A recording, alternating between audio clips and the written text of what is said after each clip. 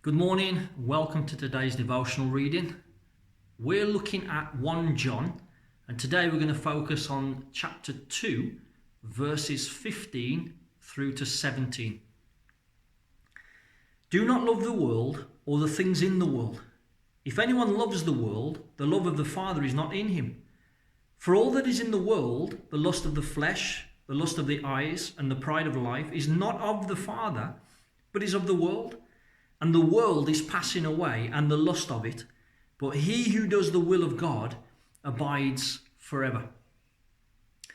And as we read this, at face value, it seems to be a contradiction, doesn't it? It seems that John is contradicting himself. If we think about John's Gospel, chapter 3 and verse 16, we're told there how much God loved the world, that he loved the world so much that he gave his only Son.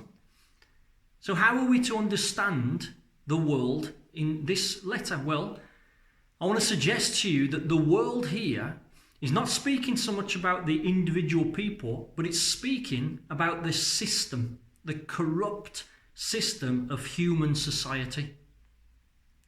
And let's look at what James says about that as well. He echoes John's sentiments. He says here, James chapter 4, verse 4, do you not know that friendship with the world is enmity with God?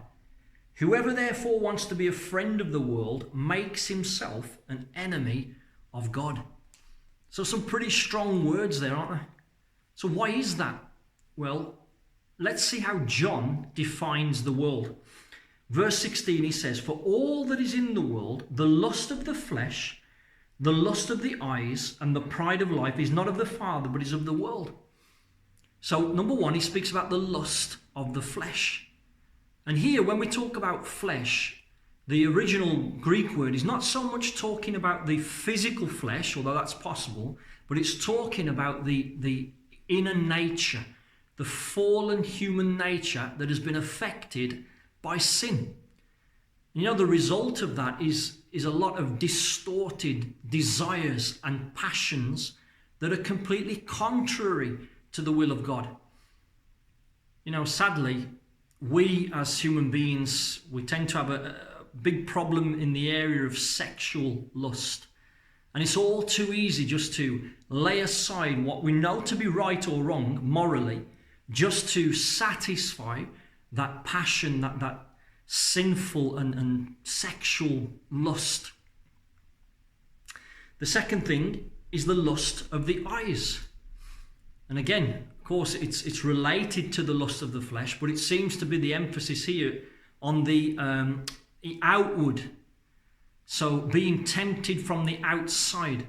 So that would be looking to things that appear attractive and appear valuable, but actually in and of themselves do not hold the value that we give them. I think about the Old Testament and the book of Joshua.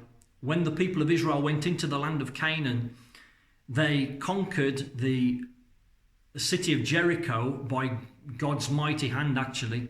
But one thing that God told them is that they were not to take any spoils for themselves. When they went up to the next city, to the city of Ai, they were defeated initially, and the reason was they discovered that there was one man that took some of the spoils for himself. And amongst those spoils was silver and gold, and what he describes as a beautiful Babylonian garment. You see, he was attracted to this beauty, this beautiful garment, and that caused him to lay aside God's moral command just to satisfy the lust of the eyes. The third thing he talks about is the pride of life. And I think what he's talking about here is that desire inside of us sometimes to compete and be better than everyone else. It's about the arrogance and the boasting about what we have and what we do. Thinking that we outshine everyone else.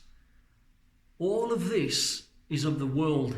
All of it is part of this corrupt system of human society that's completely moved away from God, from his will and from his word. What does John say about it? In verse 17 he says, and the world is passing away.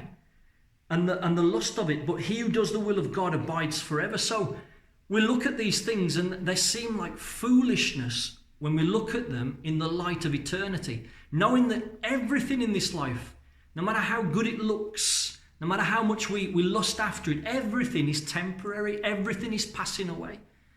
And that actually God has made it clear that this whole system is doomed. It's temporary, it's passing, it's coming to an end. But God is eternal. The kingdom of God is eternal. And he says, he who does the will of God abides forever. You see, as believers, God has set us apart.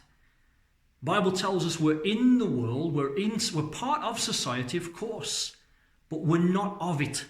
We don't belong to it. We're to live differently so that we might make a difference. And this is the will of God for us as his children. So again, much to ponder, and I'm going to leave that with you. May God bless you. Have a wonderful day.